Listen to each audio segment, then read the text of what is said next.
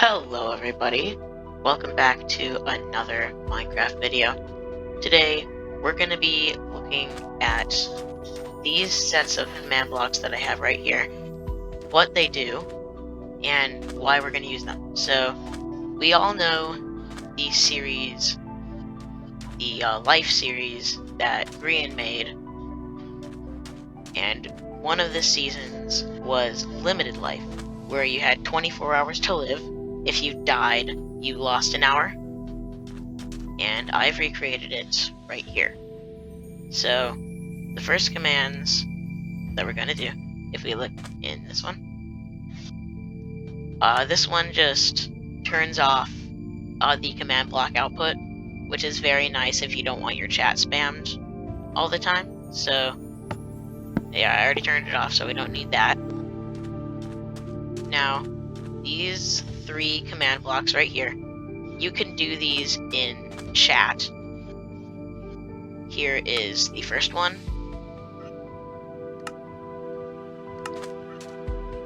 The second one.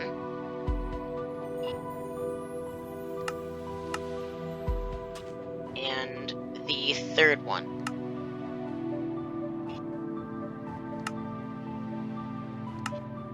Alright, now let's press all these buttons.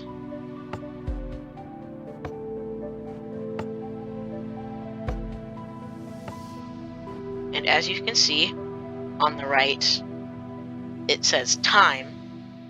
And if we had a second player, it would also say time below their name.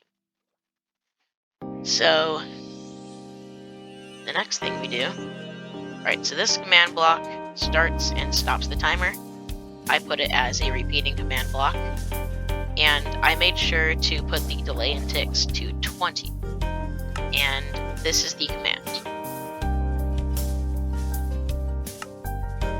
All it does is just remove a second from your timer every second, obviously. And now this resets it.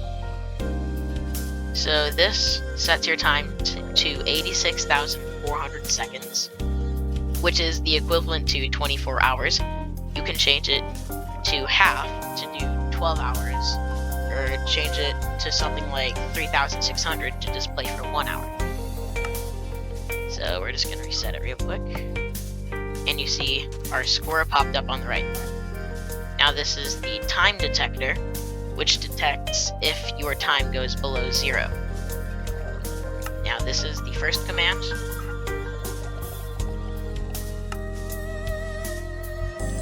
I made sure to make it always active. The delay and ticks doesn't matter here. Now this is where the disabling the command block output is really useful, so your chat doesn't get spammed.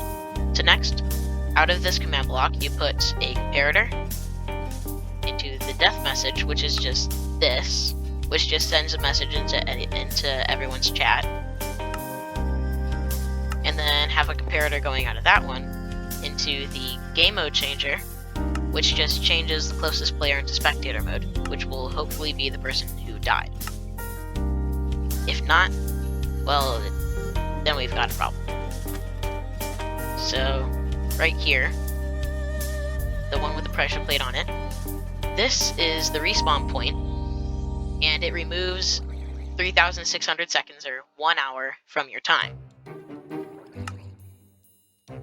And over here, this is just an always active command block, and it sets everybody's spawn point to this pressure plate to make sure that you're always deducted 3,600 seconds, or whatever you want to set it to, once you die.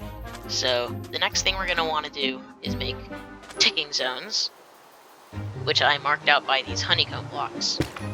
Now what we're going to want to do, we're going to want to turn on coordinates down here. So turn on this, and then go back, and then look at the number where it says position. I'm just going to grab a piece of paper and write down the current numbers. So right now it says -15, 62, 51. And then we're going to go over to the next honeycomb block, which is going to be -26, 65, 29.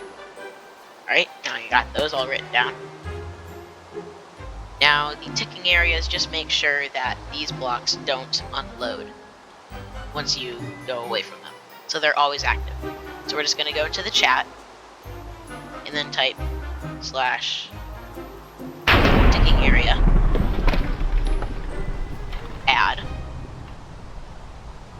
and then -26, 65, 29 to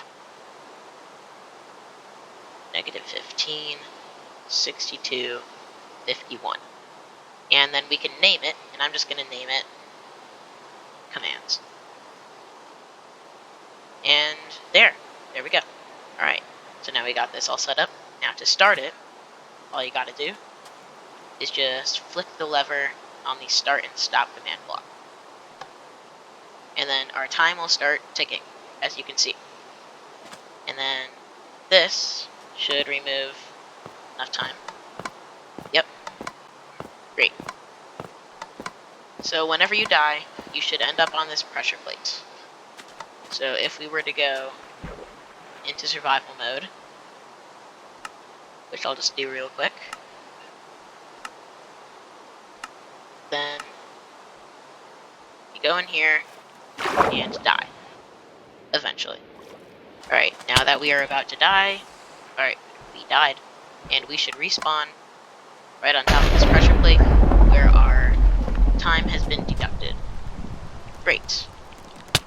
So if we just go back into creative mode without dying again, that'd be very nice. Alright, now we're back into creative mode. That spider should be leaving us alone. And yeah, this is all the commands that you'll need.